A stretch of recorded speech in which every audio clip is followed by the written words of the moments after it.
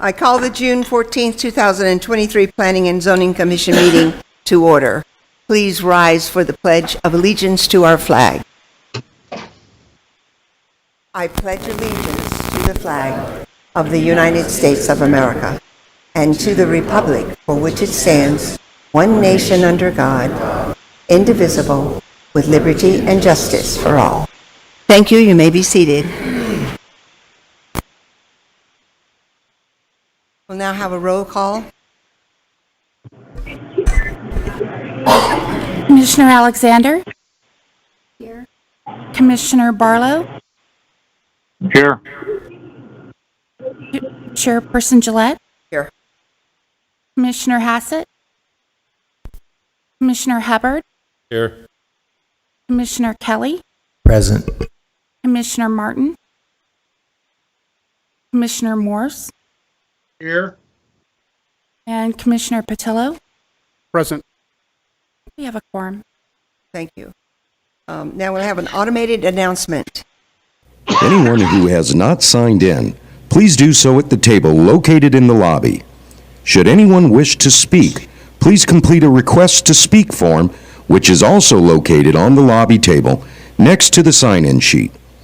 A request to speak form must be completed for each item you would like to speak on. Please note, there are stairs on the right, left, and center aisles, and we ask that you use caution when using the stairs. There is also a ramp located to the audience's left.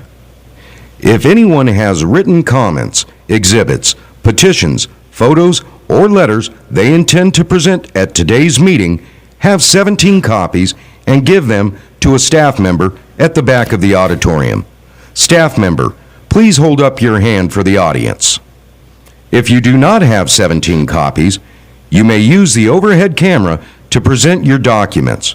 Please place your documents on the podium and line it up with the arrows indicated. If you want your documentation to go on record, you must hand them to the clerk after your presentation with the agenda item number clearly marked on the documentation. Members of the public cannot speak to staff members that are seated at the tables with microphones during the meeting. If you have questions, please see the staff member located in the back of the auditorium. All speakers will be limited to 2 minutes to make their presentation statements. Everyone, please turn off all cell phones or place them on vibrate during the meeting. If you must take a call, please leave the meeting area and go outside to have your conversation. We also ask the audience to refrain from talking with one another during the presentations and discussions. Today, the Planning and Zoning Commission will hear public testimony and then forward a recommendation to the Board of Supervisors. Everyone attending the meeting is asked to remember that the administrative building and campus are tobacco-free areas, which means no smoking is allowed from curb to curb. No food or drinks are allowed in the auditorium except for bottled water.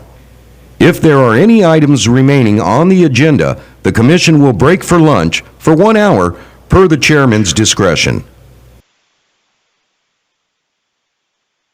Thank you. Today, the Planning and Zoning Commission will hear public testimony and it then will be forward a recommendation by the Board of Supervisors. The items with a recommendation made by the Commission will be heard by the Board of Supervisors on Monday, July the 3rd, 2023 at 9:30 a.m. in this same location, with the exception of any continued items. And now we have a presentation by Stephen Eddy, who is the Director of Public Affairs and Government Relations for Unisource via Teams. Do we have him here? Madam, He is here. They will put him up, if I can have IT put them up on the screen.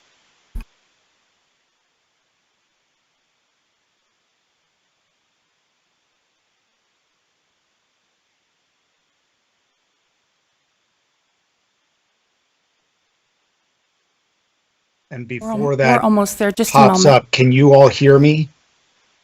Yes, we can. Okay, wonderful. And we see you too. Yeah, I can see myself too in the screen. Good morning. Good morning. And Laura, I believe I had sent a presentation that will help guide the discussion. If you're able to bring that up, that might be a little better than just seeing my face on the screen. Madam Chair, Yes. I have that presentation, Steve, and IT will There it is. post my screen, and then if you just let me know when you want to switch slides, and I'll switch it for you. That's great. Thank you very much.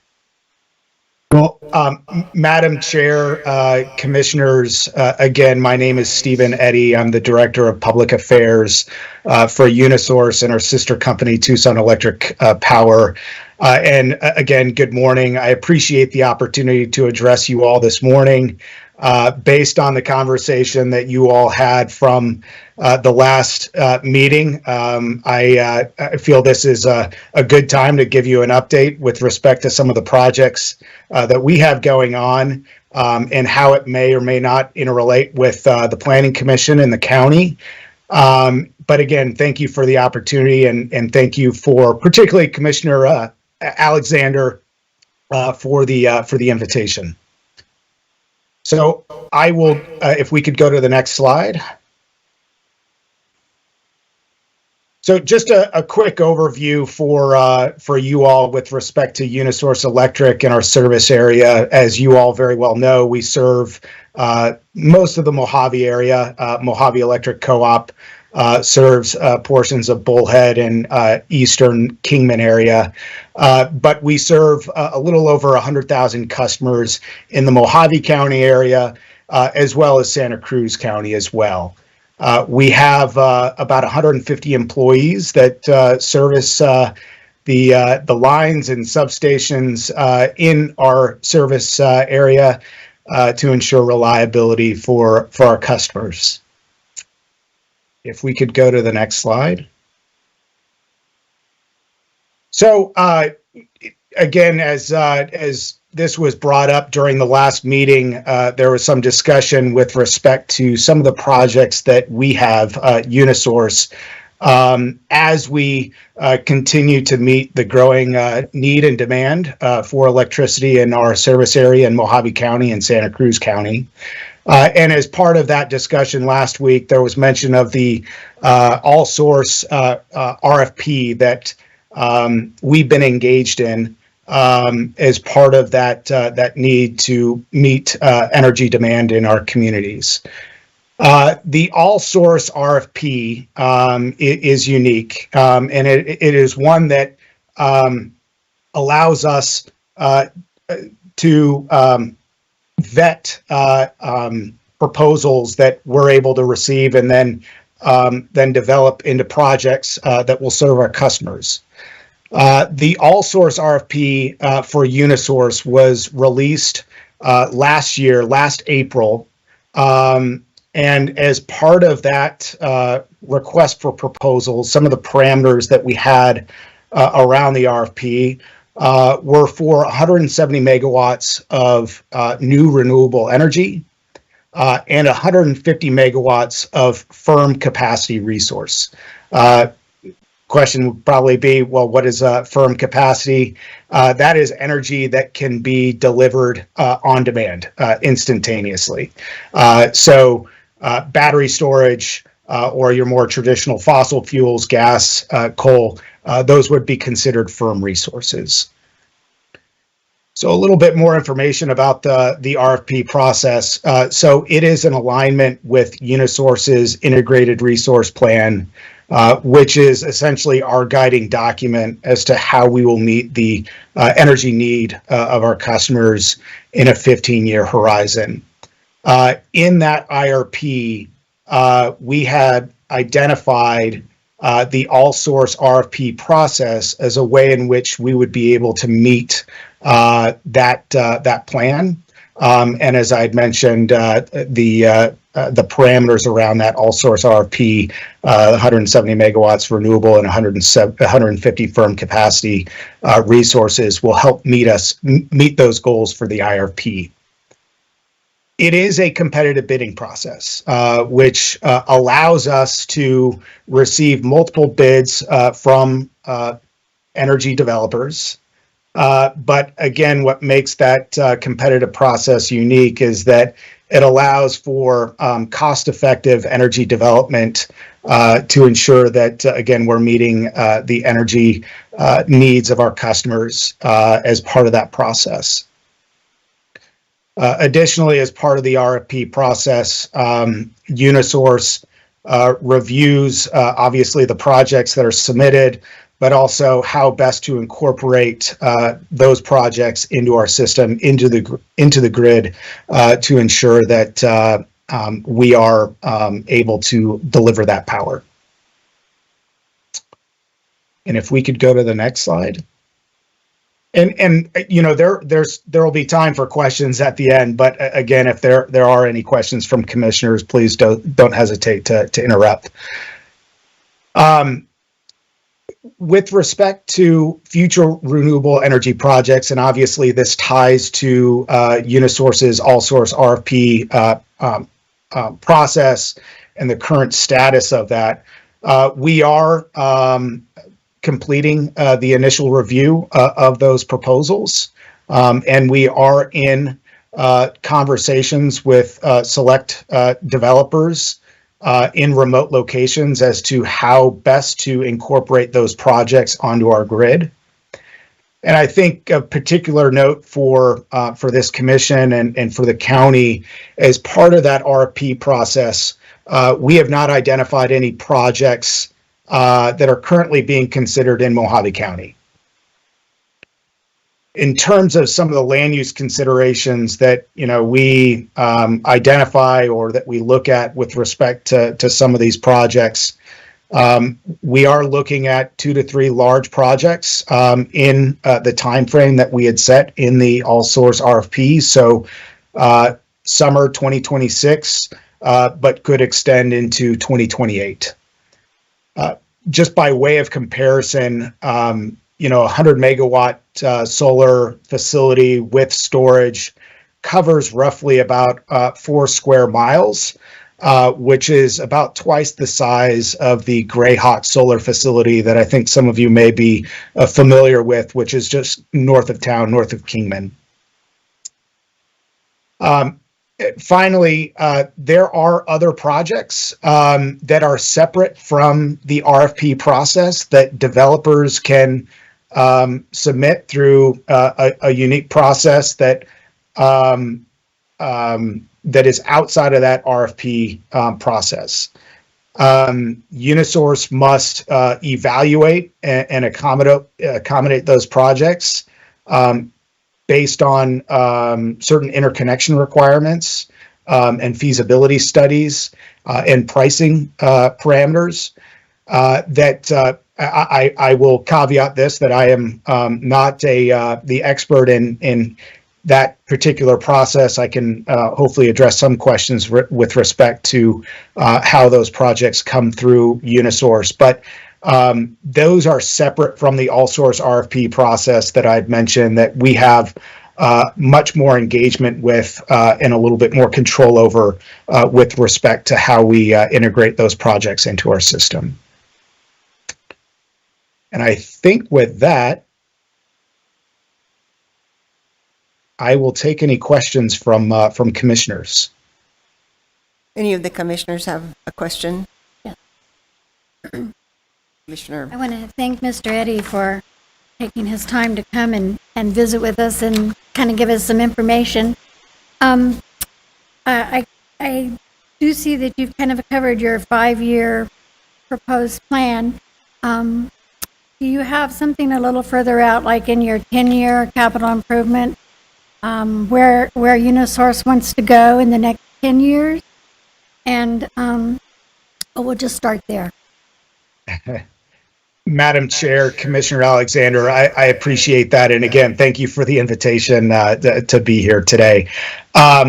So I can only speak to the 5 or the short near term time frame that we've identified for the all source RFP process with respect to firm projects and plans that we have in place for Unisource. Beyond that time frame, in our IRP that is that 15-year guiding document, we have identified within that plan as part of our resource portfolio that we will have 50% renewables in our system that will deliver energy to our customers. So that is a much further out plan, but in the near term, the all source RFP process and those projects are more specific and more concrete that at least I can identify and speak to that is within that time frame. I hope that answers your question, or Commissioner Alexander. Yes, it does answer that one question, and I appreciate that. And also, let's see if on the other projects that you mentioned, that they can build projects outside of your process. But you must, if they build those projects, then you must accommodate the interconnection requirements, accepting their pricing and so forth. Just for my clarification, in other words, if an outside company comes in and they build a solar plant, then once it's built, you're required to accept that into your system. And second of all, if you accept it into your system, does that electricity stay in your grid? Or does that go outside of the county? Does an overage get sold out? Madam Chair, Commissioner Alexander, that's a good question. Hopefully I can address what I can based on my expertise. But yes, so projects that are outside the all source RFP process can come through our transmission planning area. And we must evaluate those projects to ensure that they meet those interconnection requirements to ensure that, we can get them on the grid safely and reliably. And additionally, so long as those pricing parameters are also acceptable between the utility and the developer. Again, I'm no particular expert with respect to that process, but we do have to ensure that any new projects, whether they're a solar project, whether they're a wind project or any other project, that we can ensure that we can safely integrate that into our system. In some instances, if they are coming to Unisource, we are purchasing that power, but they could also have another off-taker that another utility could be purchasing that energy. For that. I have a question. What is the lifespan of one of these farms? Madam Chair, good question. We've been in the renewable business for quite some time. These are generally 20, 30-year assets. It really just depends on the equipment and how long they last. Obviously, there can be damage to equipment that can then be interchanged, but generally, we generally view them as 20 to 30-year assets. So you are replacing the panels as they wear out to get that length of time, or do they just last that long? We hope that they last within that 20-year time frame, but obviously with wind damage, hail damage, or any other technical malfunction, there are panels that do need to be replaced. And then, oftentimes that is done by the developer or whomever is overseeing that particular project has ownership of that project. So, at the end of this, say, 30 years, what happens to those panels that are left out there? Are they left? Do you pick them up? Do you clean it back up and put the land back the way it was? So I may have to get back to you on that particular question. I know, typically that is left to the developer that owns that specific that particular project, and there may be a decommissioning plan that is specific to that project. But I may need to get back to you on what the specifics are in terms of what that remediation might be. I know ADEQ is involved in some respect, but that's something that I may need to get back to you on. Okay, well, what my thought process was that the developer, once he has developed it and once he has made his money, he could just walk off and leave that just sitting there as a giant eyesore. So is there some preparations that you make originally with the developer stating that at the end of its term you will clean up the land? Madam Chair?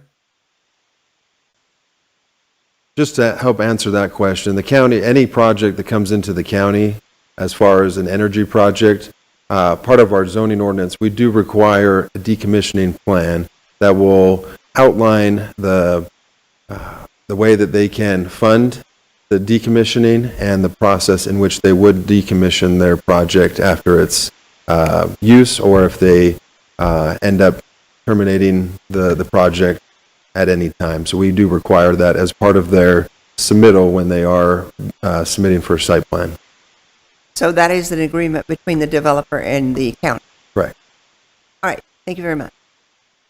Is any other questions? Commissioner Kelly?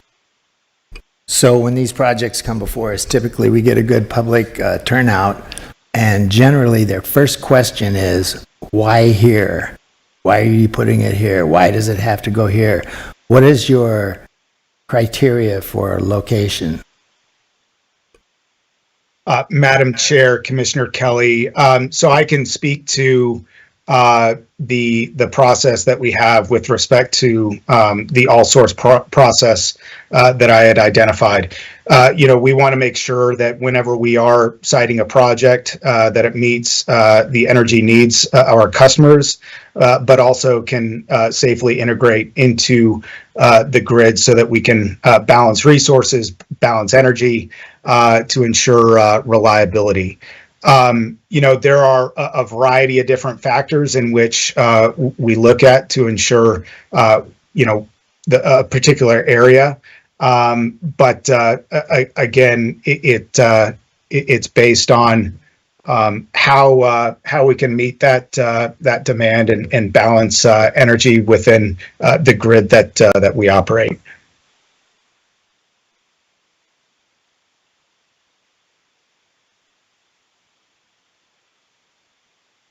And I may, if that doesn't fully answer your question, Commissioner Kelly, again, that I'd be happy to go back to some of our transmission planning folks to get a more detailed response. But I know as part of that process, there are interconnection studies that we look at and review to ensure that we are meeting those requirements. Thank you. Any other questions? Commissioner? Covered. I'm curious on the construction of this. Are you going to use local people, or are you going to import people from Texas? Secondly, we have a problem out here in the desert, and it's called valley fever. Are you going to be covered if anybody in the outlying or close areas get the fever? Because you can't get rid of it. Once you get it forever. Madam Chair, and my apologies, Commissioner, I wasn't able to identify. I'm only looking at my face right now, so my apologies. But Commissioner, so for the all source RFP projects that we are looking at, these projects currently, the ones that we are reviewing, are outside of Mojave County, but really those are specific questions and parameters that are dealt by the developer, the solar developer, and not Unisource. Does that answer your question, Commissioner Hudley? And again, we aren't the ones that are building these projects. Obviously, we're the ones that are requesting them, but those are all dependent on the developer and their agreements. The question was on the medical end of it. Who's going to be responsible if somebody does in the outlying area or close gets valley fever? The Unisource or the developer? So, Madam Chair, Commissioner, those I think those are questions for any developer that is developing a project. They're the ones responsible for the construction and maintenance of those projects. And so Unisource is the off-taker of that energy, not the developer of that project. Any other questions? Hearing none. Thank you, Mr. Eddy. Thank you very much for coming. And hopefully some of our questions that you couldn't answer, you might get back to the staff. Thank you. Absolutely, Madam Chair. I really appreciate the opportunity.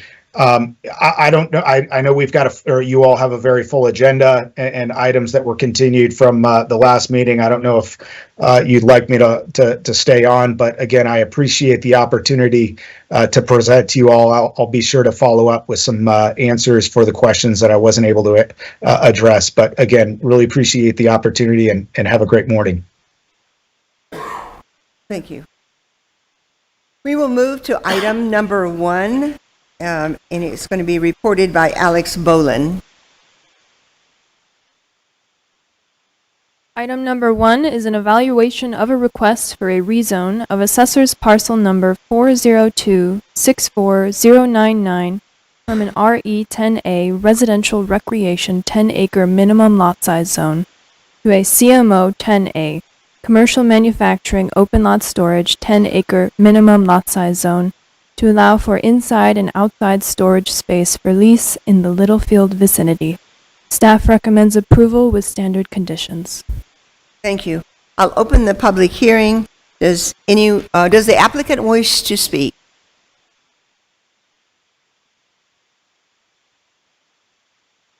Good morning. My name is Kim Green. We would like to request a continuance on this ordinance to review our application to the July 12th meeting. Any objections? None. Okay, then I will, thank you very much. I will entertain a motion to that effect. Madam Chair, Yes. I'll have to close the public hearing. Oh, thank you. I close the public hearing. And now I will entertain a motion to, what are we doing? We're to continue. Yes. Okay. Kelly, Commissioner Kelly has made the motion that we continue to the July meeting. I need a second. Second. Okay, I have a motion and a second. All in favor say aye. Aye. Opposed? Aye. Opposed? So moved. So it has been continued.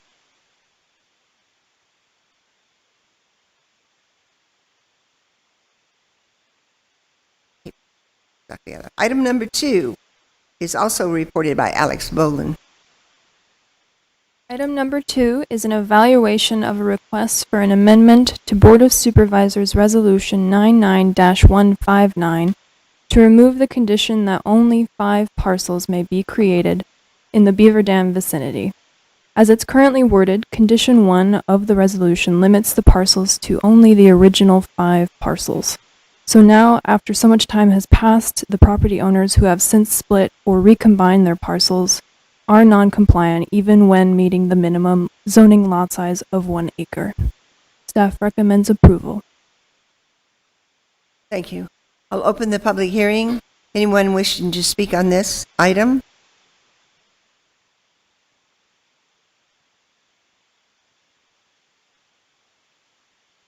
Good morning, I'm Randall Finnis, and we're just trying to get it so we can get some building permits in our area. Now, if anybody has any questions, I'd be I can try to answer them. Okay. Any questions? Thank you. Anyone else wishing to speak on this subject? Hearing none, I'm going to close the open meet public. Gosh, I am really not with it today. Close the public hearing. And we don't need to ask any questions, so how about a motion?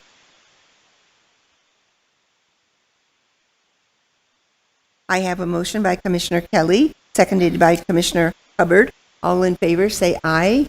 Aye. Aye. So moved. Opposed? Item number 3 is reported by Amy Patsy. Item number 3 is an evaluation of a request for a rezone of assessor's parcel number 210590007 from a CMO, commercial manufacturing open lot storage zone, to a C2H highway commercial zone to allow for an RV park in the Lake Havasu vicinity. Staff recommends approval with standard conditions. Thank you. I'll open the public hearing. Is the applicant here, and do you wish to speak? Is anyone else who wish to speak on item number 4? I do have one person who has signed up, and it looks like the last name is Elure, E-L-U-E. Chair, we're on item number 3. That's what I thought. Okay. All right, then I'm going to close close the public hearing and ask for a motion.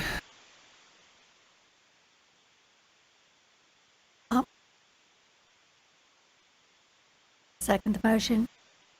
Okay, I have a motion by Commissioner Kelly, seconded by Commissioner Alexander. All in favor say aye. Aye. Aye. Opposed?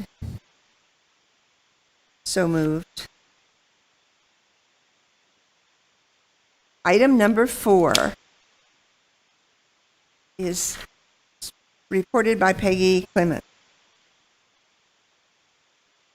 Item number 4 is an evaluation of a request for a rezone of assessor's parcel number 225-29151A from an SDR Special Development Residential 20-foot front and rear setback zone to an SDR Special Development Residential 10-foot front and rear setback zone to allow for a 10-foot front yard setback in the Mojave Valley vicinity. Staff approved per standard conditions. Thank you. I'll open the public hearing. Is the applicant here, and do you wish to speak?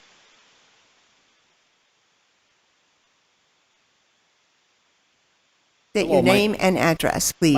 My name is Paul Mers at 584 East Border Lane in Mojave Valley. And I purchased this property in 1995, and I thought I always knew it to be a 10-foot setback on the entire property. In 09, I set up the manufactured home, built the garage, I did the front patio, everything permitted, and my wife and I moved out here 2021 in June, and I got another permit to build a shed on the side of the garage, and everything was fine. I decided to do a little front cover over at the front of the house or whatever to do a small patio cover, and that's when I got a notice from planning and zoning that I wasn't within the setbacks. And I said, well, my garage is 10 feet and I'm 15 and a half feet back where I wanted to put this. And I found out that half of my property has a 10-foot setback and the other half has a 20-foot setback. And so evidently something wasn't corrected maybe back in 08, 09 or something like that. So here I am trying to correct that so I could build that little patio cover in the front of the property. And I had taken pictures of the house. I don't know if you would like to see these and what I'm talking about. Yes.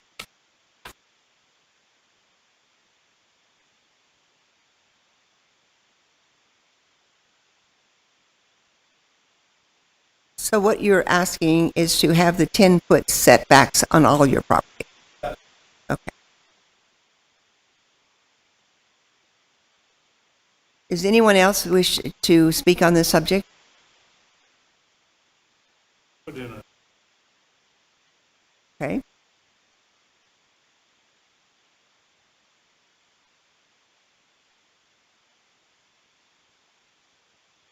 Yeah, it's there you go.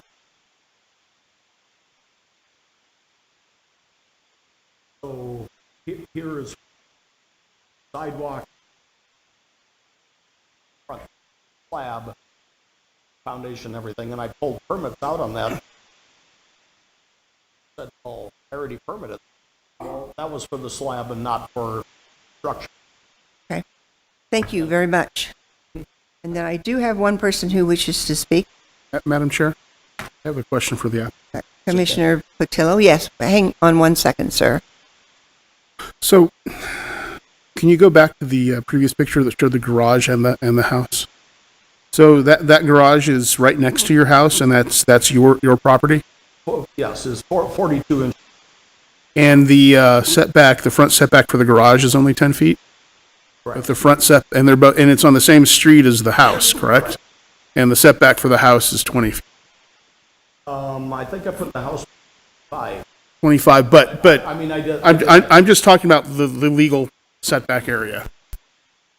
I mean, it sounds like you're describing Okay, we're different, part of the house. differing setbacks on the same Part front of of the street. house is within the 10-foot setback, and the other part of the house is within the 20-foot. Okay, but the garage and the house are both on the same, facing the same street. Got it. Okay, thank you. Chairman Gillette, if I could just kind of explain it a little bit. So what happened when this whole subdivision was originally developed, the original zoning had that 20-foot front and rear setback. A few years later, they did a different zoning where they rezoned all of the lots within the subdivision to a 10-foot setback. Somewhere along the way, a lot of the lots in this area were combined, so there were a lot of double lots. His lot in particular is one of the original lots of the subdivision and a parcel. On the plat, it was called Tract G, but it was basically it wasn't a lot, it was just a parcel. And so that was not included in that rezone. And so he's owned this property since 1995, but basically the lot portion of his property got rezoned to have that 10-foot front and rear yard setback. The other half of his property that was the original parcel on the plat still has that 20-foot setback because it didn't get included in the language of that rezone. So this rezone will make it so that his entire lot now that he's had will match the rest. Thank you. Thank you, sir. I do have one person who wishes to speak on this, and I think it's Chris Lewis. Chris Elvert, E-L-V-E-R-T. Oh, ELB. V. My U's and V's look the same. Yes, I'm a neighbor of Paul's. That Your whole address, please. 600 East Border Lane. I'm two houses down. Yes, all the residents on that street are all 10-foot setbacks, including ours, so it's with all in the same. It just brings in things. I just want to support my neighbor because it's the same piece of property I have, and you should have the same affordabilities that I had at a 10-foot setback. Thank you for your time. Thank you, sir. Are there any others who wish to speak on this item? Hearing none, I'm going to close the open meeting. Commissioners, do you have any questions? Commissioner Hubbard. So actually what you wanted, they won't let you infringe on that for your patio, right? So if you remove the 10 foot, you can put your patio in or your lid. Okay. Yeah, that's what we're after. Originally the 20-foot setback, so somebody would have a place to put their boats and RVs, et cetera. And evidently you've got left out there on the 10 foot or 20 foot or whatever it is. So you need it now to put the lid on, right? Okay, that's all we're here for. Thank you.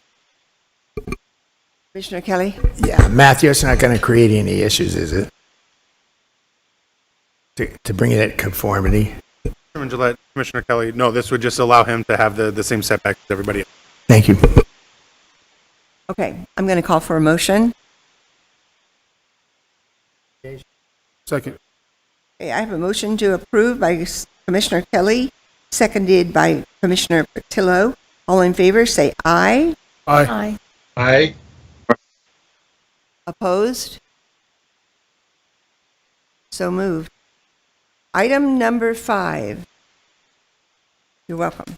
A report by Peggy Clement. Item number 5 is an evaluation of a request for a rezone of assessors parcel numbers 228-04-344 and 228-04-345 from an AR agriculture residential zone to an RM multiple family residential zone to allow for a multi-family residential development in the Fort Mojave vicinity. Staff approves per standard conditions. Thank you.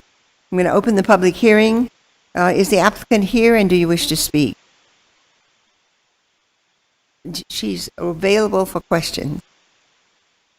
Are any others wishing to speak on this item? I'm going to close the public hearing. Any commissioners want to ask any questions? This applicant? Hearing none, I'll ask for a motion. Move to approve item 5 with staff recommendation. Second. I have a motion by Commissioner Alexander, seconded by Commissioner Kelly. All in favor, say aye. Aye. Aye. Opposed? So moved. Item number 6 is staff report by Amy Patsy. Item number 6 is an evaluation of a request for a rezone of a portion of assessor's parcel number 306-43007F from an AR 10A agricultural residential 10-acre minimum lot size zone to a CMO 2A commercial manufacturing open lot storage 2-acre minimum lot size zone to allow for an open lot storage facility in the Golden Valley vicinity. Staff recommends approval with the standard conditions. Thank you. I'm going to open the public meeting. Is the applicant here, and do you wish to speak? This applicant is available on Teams. I see her Okay. online. Hearing none, I'm going to close the public hearing and ask any commissioners want to ask any questions. Then I'll ask for a motion. Move to approve item 6 with staff recommendation. I have a motion by Commissioner Alexander, seconded by Commissioner Kelly. All in favor, say aye. Aye. Aye. Aye. Opposed? So moved. Item number 7, and I have a note here that this item needs to be continued to the July 12th, 2023 Planning Commission meeting. So I need a motion to that effect. I move to continue item 7, July 12th, Mojave County Planning and Zoning Commission meeting. Need a second? Commissioner Herbert? I have a motion by Commissioner Fratello, seconded by Commissioner Hubbard. All in favor, say aye. Aye. Opposed? So moved. Item number 8. And this item also needs to be continued to the July 12th, 2023 Planning Commission meeting. And so we need a motion to that effect. Move to approve, move to continue item 8 to our July meeting. I have a motion by Commissioner Alexander, seconded by Commissioner Kelly, to continue this item to the next meeting. All in favor, say aye. Aye. Aye. Aye. Disapprove? So moved. Item number 8, and this is staff report by Peggy Clement. Madam Chair, I have item 9.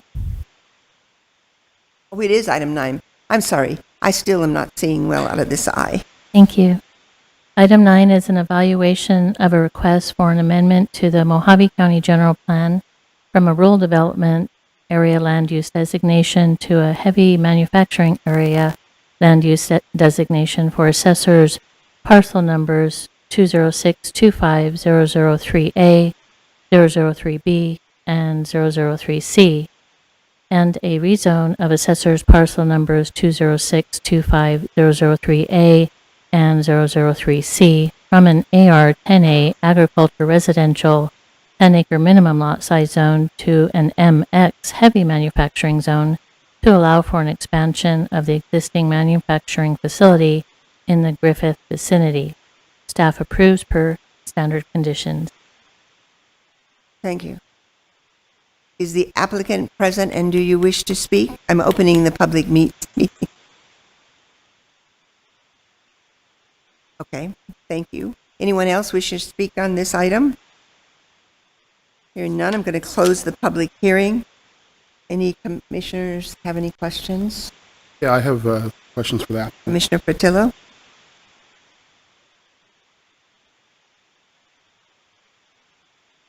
Have a question? Yeah, he's coming down. Oh, I see. Yes. Excuse me. State your name and your address, please. My name is Brett Hafner, representative for Union Carbide / Lindy. Address is where the plant is 3426 West Griffith Road, Kingman, Arizona. Thank you.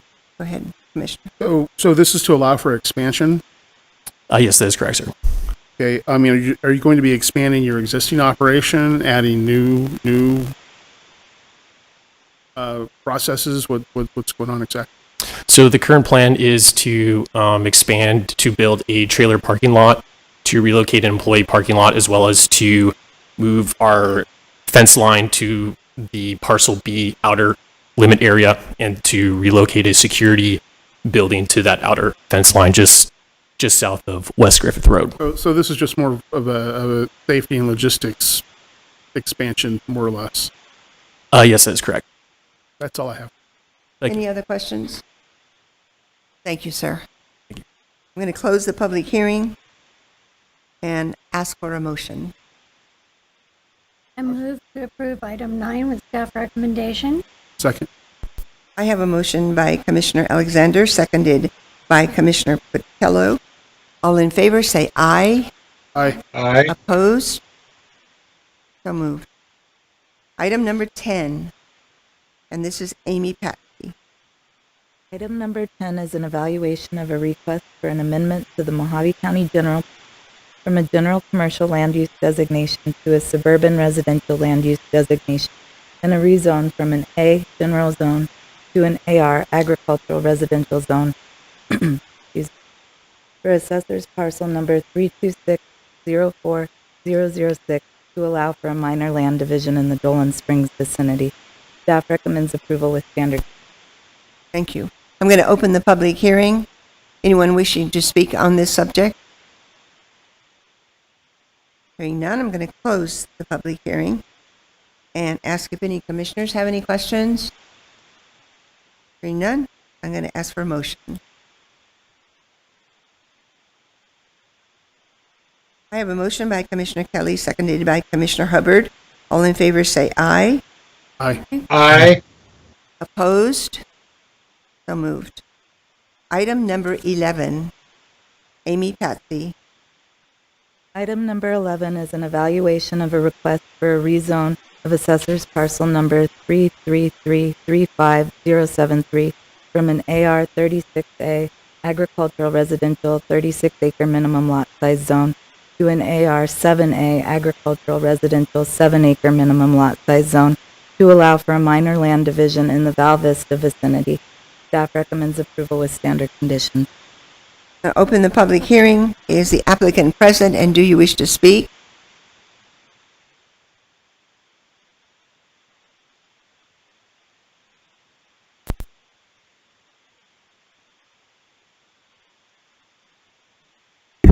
Good morning, Honorable Chairman, Commissioners. My name is Kathy Tackett Hicks. I'm acting as the owner's agent.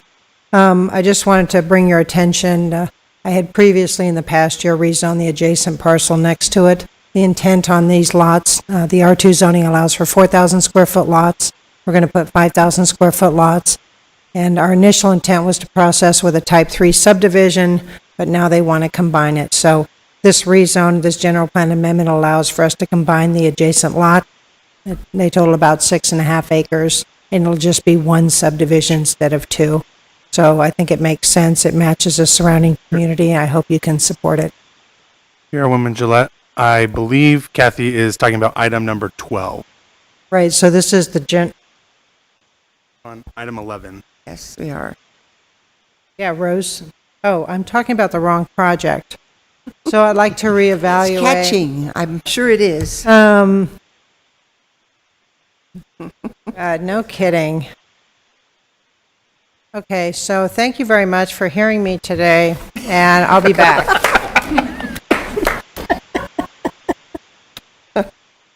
Okay, anyone else wishing to speak on item number 11? I know, me too. I'm going to close the public hearing. Any commissioners have any questions? Okay, I'll call for a motion. I have a motion by Commissioner Kelly, seconded by Commissioner Hubbard. All in favor, say aye. Aye. Aye. Opposed? So moved. Item number 12, staff report by Alex Bolin. Item number 12 is an evaluation of a request for an amendment to the Mojave County General Plan from a low-density residential land use designation to a high-density residential land use designation, and a rezone from an AR-10A, agricultural residential 10-acre minimum lot size zone, to an R2, medium-density residential zone, for assessor's parcel number 310-21078, to allow for a subdivision in the Kingman vicinity. Staff recommends approval with standard conditions. Thank you. I'm going to open the public hearing. Anyone wishing to speak? I'll close the public hearing. I'm going to call for a motion. Second. I have a motion by Commissioner Kelly, seconded by Commissioner Patillo. All in favor say aye. Aye. Aye. Opposed? So moved. Item number 13, staff report by Peggy Clement.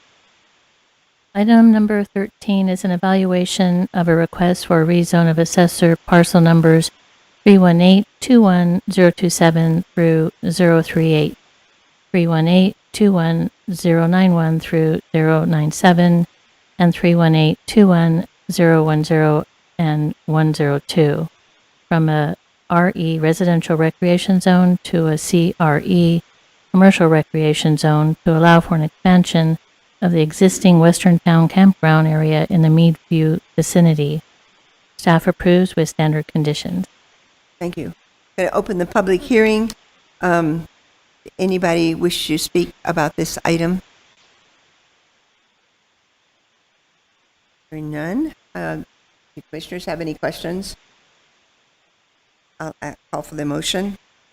Madam Chair, to close the public hearing. Yes, sir. I close the public hearing. And I need a motion. I'll make a motion to approve with staff recommendation. I have a motion by Commissioner Alexander, seconded by Commissioner Kelly. All in favor say aye. Aye. Aye. Opposed? So moved. Item number 14, which is reported by Amy Patsy.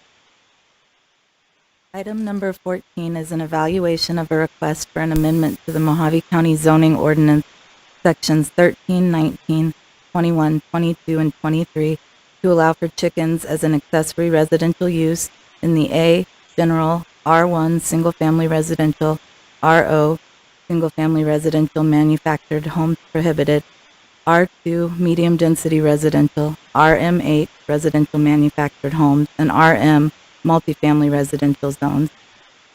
Currently, chickens are only allowed in the AR and RE zones. However, Kingman and Bullhead City already allow chickens on residentially zoned properties. The language added to those residential zoning districts states, chickens raised for domestic purposes as an accessory use. Chickens shall be kept in an adequate enclosure that prevents them from roaming at large. There shall be no more than one chicken per 1,000 square feet of lot area, and in no instance shall roosters or other poultry be allowed. You will notice a definition included in the packet.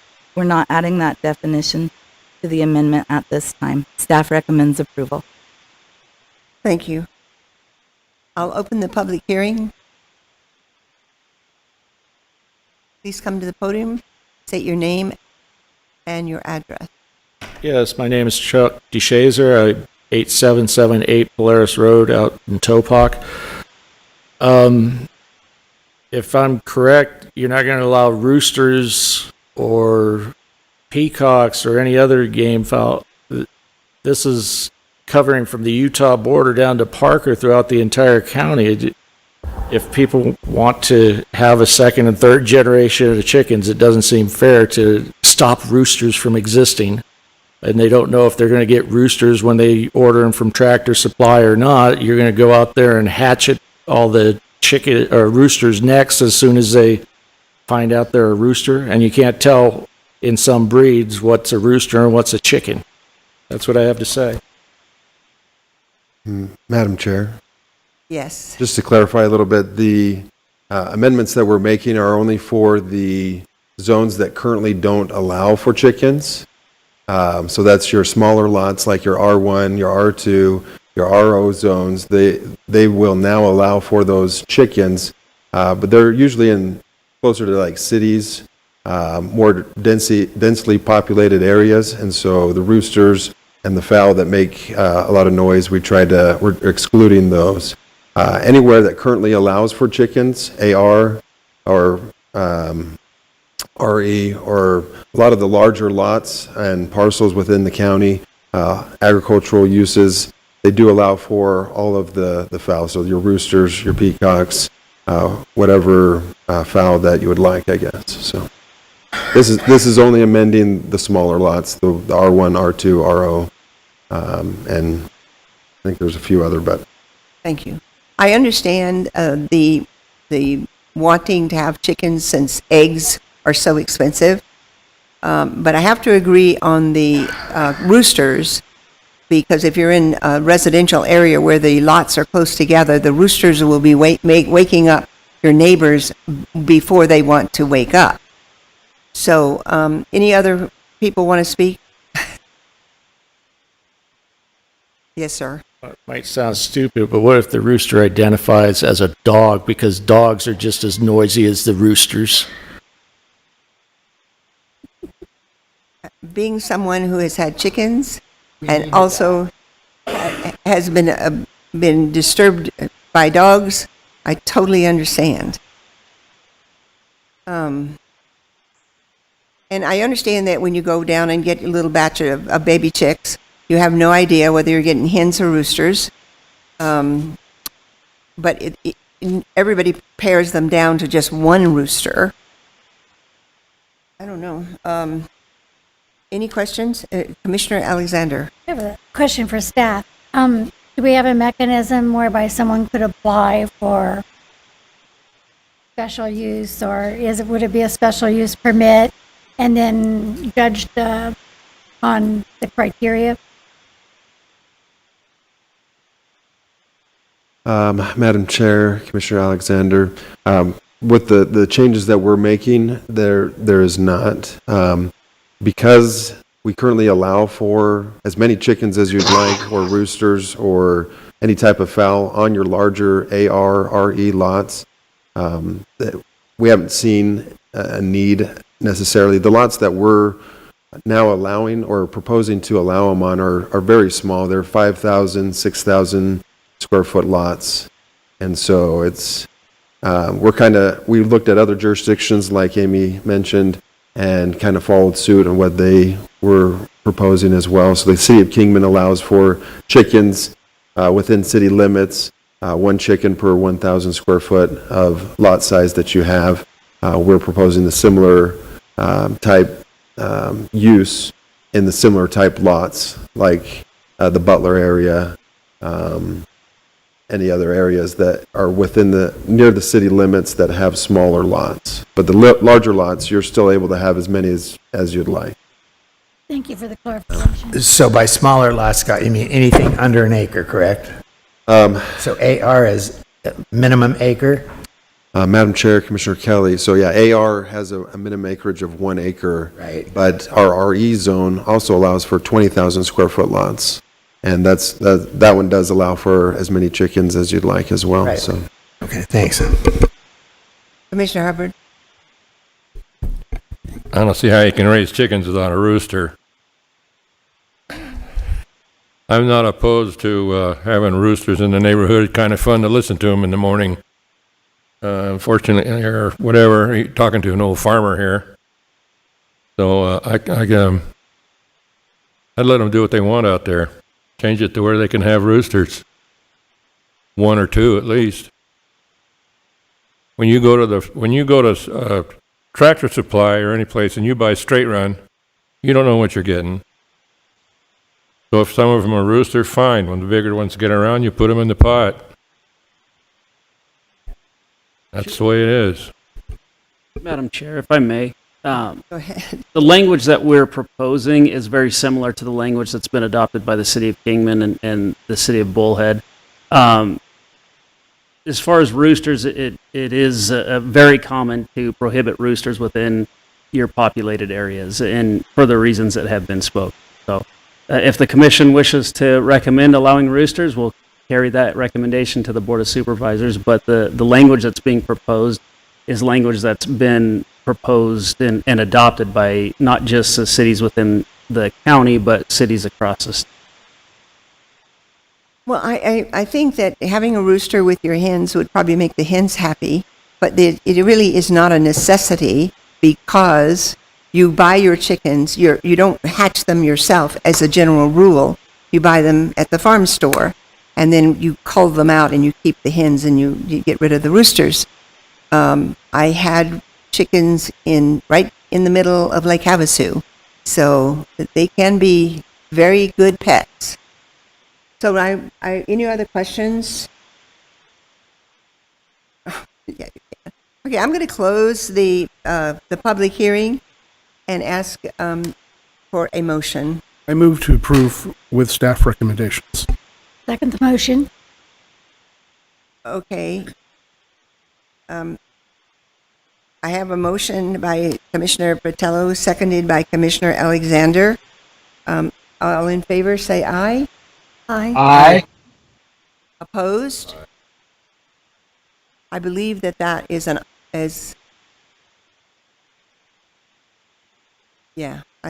so the motion passed. We'll deal with roosters later. Item 15. This is Alex Bolin. Item number 15 is an evaluation of a request for an amendment to the Mojave County Zoning Ordinance, Section 37D, location of accessory buildings, to allow the placement of metal storage containers. Currently, metal storage containers may be placed on a parcel within Mojave County with the necessary permits and must comply with Section 37O open lot storage standards. Surrounding jurisdictions allow metal storage containers separate of open lot storage. The containers are instead allowed as accessory structures. Within the proposed subsection, it outlines the sizes of containers per parcel size. 5B states that containers may be placed on all residential and commercial zones unless otherwise regulated by the zoning ordinance as follows. Parcels less than 1 acre may be allowed up to 160 square feet of metal storage containers. Parcels 1 to 5 acres may be allowed up to 320 square feet of metal storage containers. Parcels greater than 5 acres may be allowed up to 320 square feet of metal storage containers and for every 5 acres of lot area. 5E states that a special use permit reviewed by the Commission and approved by the Board of Supervisors is required to exceed the square footage as outlined in this section. Staff recommends approval. Thank you. I'll open the public hearing. Is the applicant here and do you wish to speak? Okay. Then anyone else wishing to speak on this subject? I do have 2 requests here.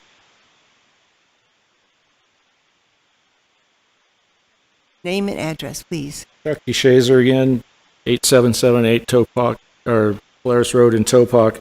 I have some major problems with this entire issue because if you look at 5B number 1, talking about 160 square foot metal storage container, that's a 20-foot storage container.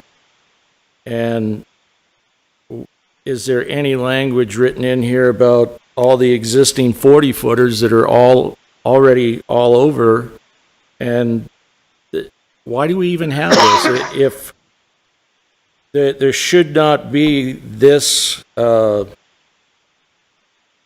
adding on to 37D, because 37D is talking about accessory buildings, and you're looking at having to build a house or have plans in to build a house before you can even get a storage container. You know, it might be fine in the cities where, you know, they can make their own rules about what they want to do, but people move out to the Mojave County from, like I say, the Utah border down to Parker, and we only have 100 or less Mojave County sheriff. It takes an hour and 40 minutes after I've called in I've fired at somebody with my shotgun or my pistol because they're robbing me or breaking into a neighbor's place. And the only way you can't get insurance where I live. So the only thing I can do is have a metal storage container to slow down so that by the time I get back from grocery shopping, I might have something left out there. The fire department doesn't even respond to my area. And, you know, like I say, all the storage containers that are over in Golden Shores, let's say, that are on lots less than an acre, if they're already 40 foot, are you going to retroactively, or are you just going to send trucks in to start pulling them off the lots? I know they're going to tell you that it's, we're only complaint driven, but does that mean that you have to walk on eggshells until one of them drives down your street and makes a complaint when they shouldn't have even been there in the first place, like they have with me, and they don't even follow the laws? I can show you 5 or 6 instances that Development Services has broken the law on the latest abatement violations that they've done. But why even have the laws anymore? Because they're not even following them. Thank you. You're welcome. I think I need an explanation for exactly what a container is. Because when I think of that, I think of those big open on the top, and you clean off your roof and you throw everything in there to haul to the dump. That's not what we're talking about. Madam Chair, Commissioners, what you're referring to is a dumpster where you're loading trash, and they usually, when you're cleaning up your property or doing some construction. What we're referring to are your metal sea containers, the containers that you usually see on a freight train carrying cargo. A lot of people like to have them on their property as almost like a storage container. And to give you a little bit of background on this, the reason why Mojave County is bringing this to you and proposing this ordinance change is we do see quite amount of individuals that would like to have them, even on some of the smaller lots. And currently, the county does not have any definition.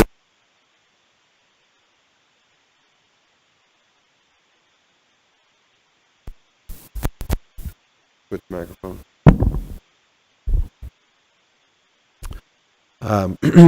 We don't have any provisions really to regulate them, and so what it falls under is our open lot storage standards. So if a parcel has a sea container or one of these metal containers on their property, they're allowed a certain amount of open lot storage on their property, and this counts against it. And a lot of times in your smaller lots, like closer to the city, you have the 6,000 square foot lots, you're only allowed 200 square feet of open lot storage on your property before it becomes a violation, and we would start to enforce it.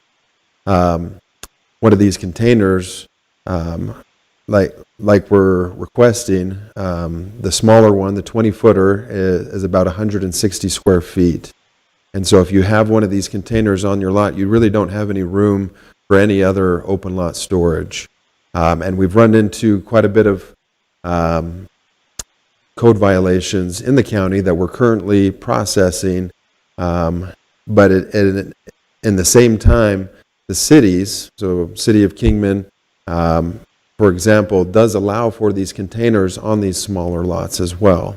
And so a lot of jurisdictions are adding them to their ordinances to allow for a container as a structure on your property, and then it wouldn't count against your open lot storage, and it actually would allow you to store stuff inside instead of outside on the property, which would count against your open lot storage.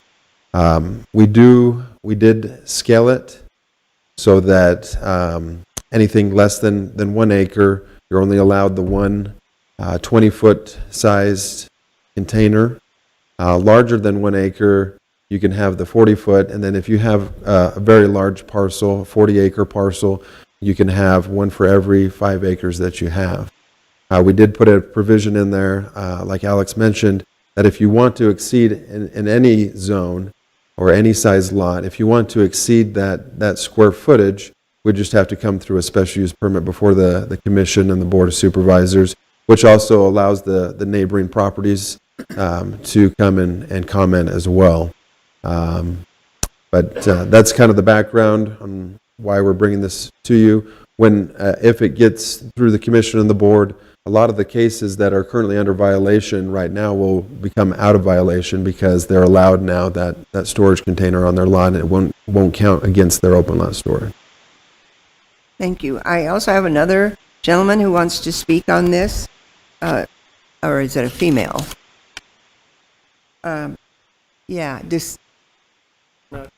Sure. On what Scott just brought up, a couple of things come down to, if you look at 37O, talking about the open lot storage, your open lot storage specifically talks about, in section A of it, let me bring it up real quickly.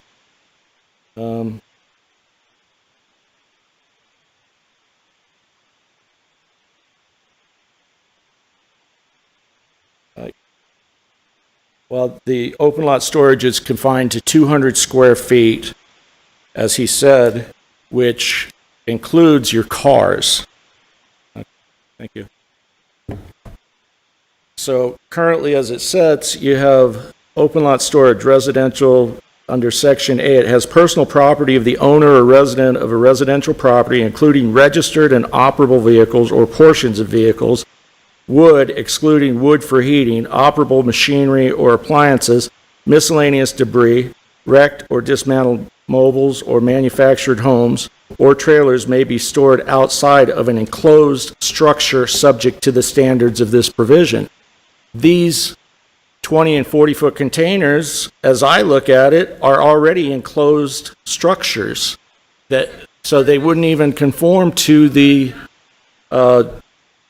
provisions of the open lot storage, so there is no reason to add a 5 to 37D.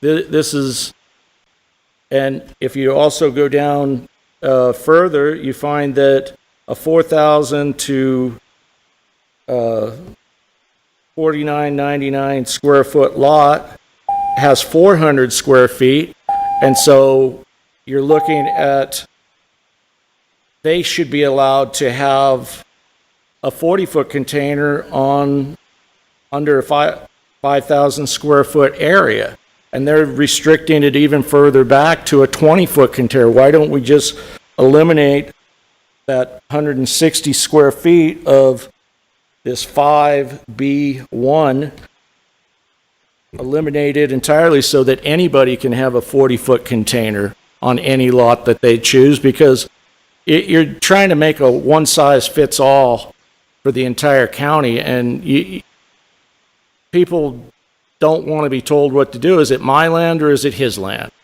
That's just what I have a major, major problem with. And if you listen to what I just read, that means that if you have 2 cars in your driveway right now, you can't have any other, because they're registered vehicles, they're in your driveway. You've already violated open lot storage with 2 vehicles in your driveway, according to the this. Thank you. Scott, is that? Chairman, if I may, I believe there's some confusion as far as what this ordinance or what this amendment is attempting to do. This amendment will actually make the code less restrictive and not more restrictive.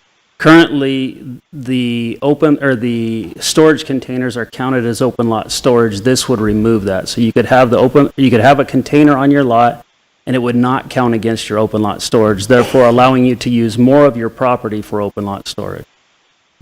Madam Chair, if I may as well, just to further clarify, and Mr. DeShazer brings up that in our ordinance for open lot storage, if it's inside of an accessory structure, then it doesn't count towards your open lot storage. These aren't considered structures yet, and that's what we're looking to try to do, because we don't define them anywhere in our ordinance. And the next item, actually, from the building department, is looking to allow them as structures as well without requiring the permits. What we're looking to do is actually put it in our ordinance that these can be used as structures. They're going to count towards your lot development percentages, their lot coverage percentages as a structure. And so we're taking it from not being open lot storage to counting them as structures.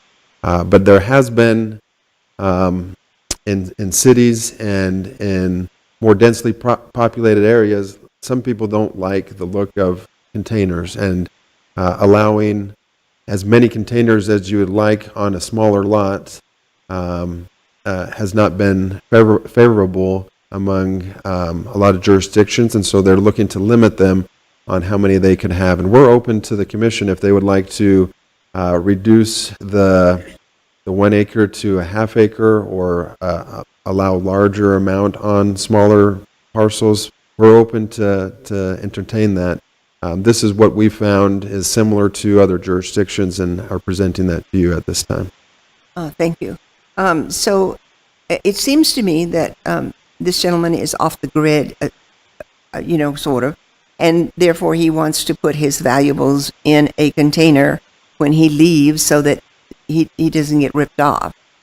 And I'm sure that we have more than one person like that in Mojave County, because a lot of people are moving out into the nethers to have peace and quiet.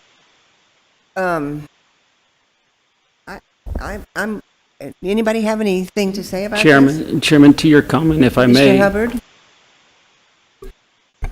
These sea containers are really the best thing you can get for an area like what he's describing. Sea containers, you just close the door and you can lock them up. They're secured, they're heavy, and I don't see any problem with letting these people have almost as many as you need out there. If you have several acres, you need more than one. You can't imagine if you're going to do any construction, you got your tools in there. If you have animals, you got your feed in there. As everything, they're invaluable, and they're trying to get rid of them, as a matter of fact.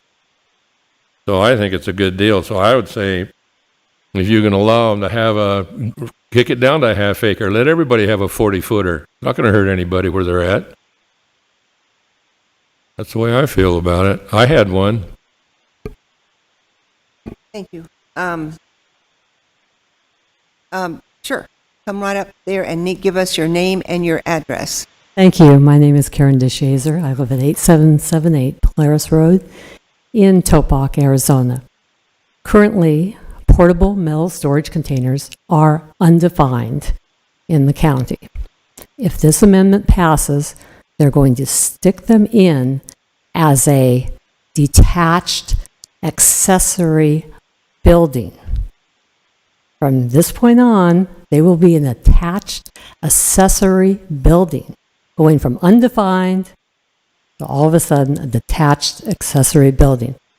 We don't want that. We don't need that. There's no reason to change the status quo for the county on portable metal storage containers.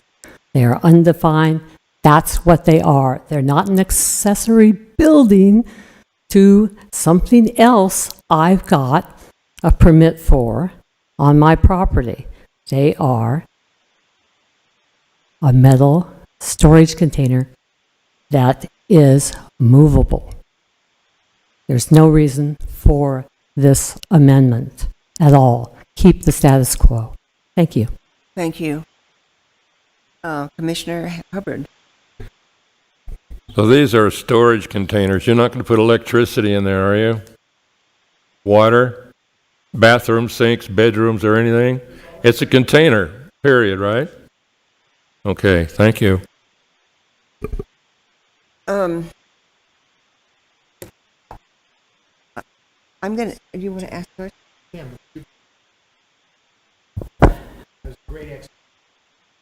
Chairman Gillette, thank you.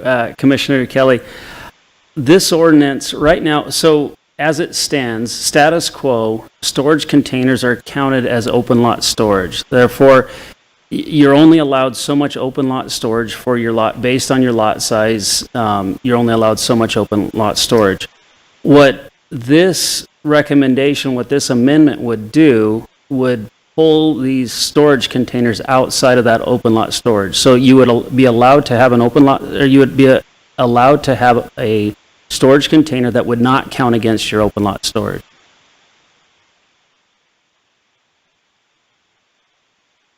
Okay. I'm going to close the public hearing and ask for a motion. I'll make a motion that we approve item 15 according to staff recommendation. Second.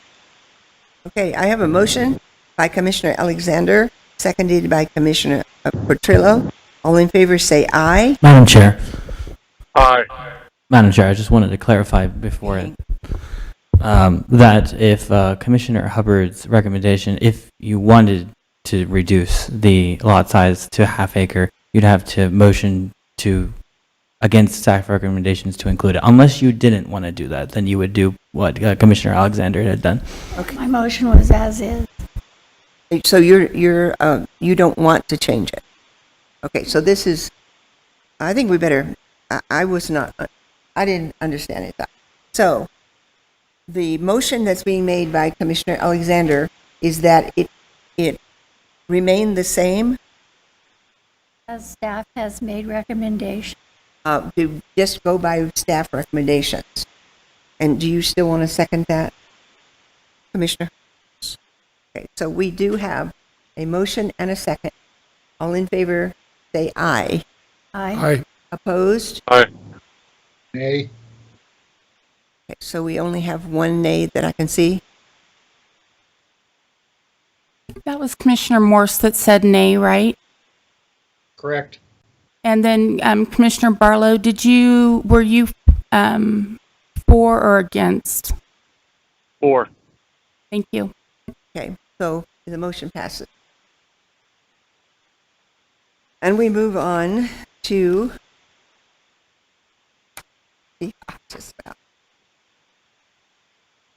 Commissioner's comment.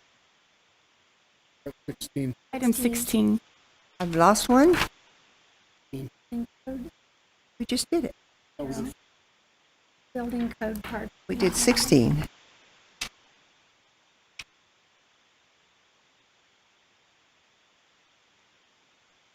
Oh, you're right. I don't have a 15.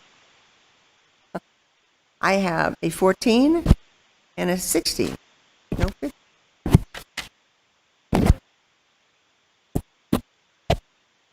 So I need a 15.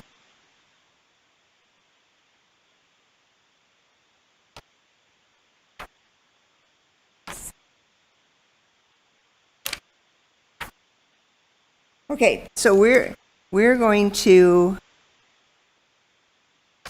the one that we just did is 15, is that correct? Okay, so we have the motion and we passed it. Is that correct? Okay, so then we're going to 16. I thought that's where I went before. So a staff report by Chief Building Official Gilbert Smiley. Smaby. Correct. Madam Chair, Commissioners, item 16 on your agenda is an amendment to the Mojave County Building Ordinance.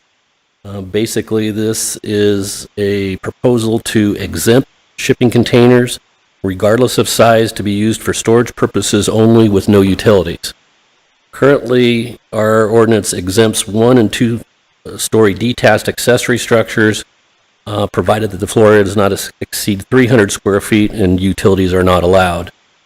Staff feels that the 40-foot containers being 20 square feet over this exemption that we currently have would be in line with exempt structures without utilities. So it kind of piggybacks on the zoning ordinance of what you just approved. We feel that regardless of the size of the container, if they're just used for storage purposes, that they would not require a building permit. Any questions, Commissioners? Thank you. Thank you. I'm going to open the public hearing. Duffy Shazer again, 8778 Polaris Road, Topak. Now, if you just listen to item 15, you'll understand that they're telling you that, well, there is no definition of a storage container as it relates to an accessory building or a structure. So right here, you know, what you're looking at is the addition of a number 2, shipping containers, regardless of size, to be used for storage purposes only, no utilities. Well, it doesn't even fall under the number 1 that you're trying to make an amendment to, that is the not to exceed 300 square feet, because it's not what they're saying it is to begin with. They're saying it's a structure. It's a shipping container. You can't call a cat a dog. You can't call a chicken a rooster, as we know. And so why even add in number 2 if it's not already, they have no definition. They're not regulating them. This is a silly thing to even add on. If you don't, why add stuff when you don't need it in the first place is what I'm saying. I guess that's where I could. Thank you. Commissioner Kelly, do you have? No? This is DeSantis. Karen DeShazer, 8778 Polaris Road, Topeka, Arizona. Exactly. When I looked at the staff recommendation on here, A, International Residential Code, and they list number 1, 1-story detached accessory structure. All right. If they were seeking to be nice to us all and expand it to include any size container, to exceed that 300 square feet, it would be 1A underneath it. But no, it obviously is not a 1-story detached accessory structure, because it is a separate item listed under there as 2 shipping containers, regardless of size. That's not even necessary because currently there are no regulations on the size of it. They are not currently a 1-story detached accessory structure. But on the one that we just talked about, the amendment we just talked about, if that gets approved, then they will be. And number 2 here won't even be necessary. It would then be a 1A. Perhaps it'll arrive at the Board of Supervisors meeting with that changed in it. But currently, this is erroneous, and I would not like to see it approved. Thank you. Thank you. Anyone else wishing to speak on this item? Name and address, please. My name is Tom Nolan. I live on Happy Trails Road in Kingman, just outside of town. Now, one of the questions I have is, we had originally planned on building a home out of shipping containers. And we bought outside of the Kingman area because there was no regulations on it. There was nothing set at the time that we bought to restrict that.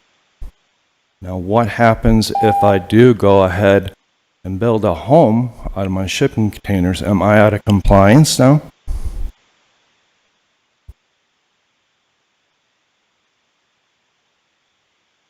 Chairman Gillette, I can address that. So this item here is for shipping containers, regardless of size, for storage purposes only with no utilities. To address the previous speaker's concerns about 1A, and those things, the amendment is to the International Residential Code. The section 105.2 deals with work exempt from permits. 1 talks about one-story detached accessory structures less than 300 square feet. 2 would be shipping containers regardless of size for storage purposes only. So both of these are exempt structures that do not need a permit. To address the current speaker's concern, shipping containers modified for habitable use would always require a permit within the county. The building, a permit. So inside the county, if you're converting a shipping container, adding utilities, making it, they're currently designed for storage purposes only. If you're going to change that design for a habitable use, it would require design permits and likely engineering in order to make those changes. Okay. So that's required currently with or without this amendment. And we'd be happy to speak with you. The chief building official would be happy to work with you and share what would be required for that. Okay, thank you, sir. Anyone else wishing to speak on this subject? I'm going to close the public hearing and ask for a motion.